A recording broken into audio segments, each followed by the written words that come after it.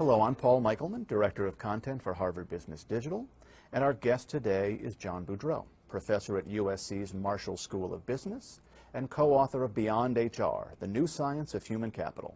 John, thanks for joining the program. It's a pleasure, Paul. So, John, in your work, you emphasize the need to improve the quantity and/or the quality of talent where it makes the most difference in an organization. So implied here, it seems, is a two-step process. First, you need to determine where talent has the biggest impact. And second, you need to figure out how to improve the quantity or the quality of that talent. So first things first, how do we determine where changes in talent practices in the organization would potentially have the biggest effect? Well, that's a big question. Obviously, there's a great deal of analysis that goes on to connect business processes or strategy to talent. What we describe in the book and what we've found is that it's very helpful to break it down into its components. So strategy questions often revolve around how we compete, what makes us different, how we're going to protect that difference, and how we create value.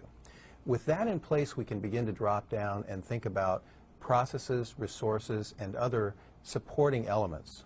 So we can ask things like, if this process is critical, where's the bottleneck in that process? What's pivotal in that process? If we have a resource, we can ask ourselves, is it about getting more, or is it about protecting the resources we have, or is it about making them more valuable? Those strategic pivot points are really important as the basis for understanding where talent might make the big difference. For example, if you think about Disneyland, the high-level strategy is surprising and delighting customers, and I think everyone would agree on that. But at that level, we can't really say where the pivot points are in talent or strategy. Turns out Disney does a lot of things well. But one of the things that everyone says could be improved is waiting in line.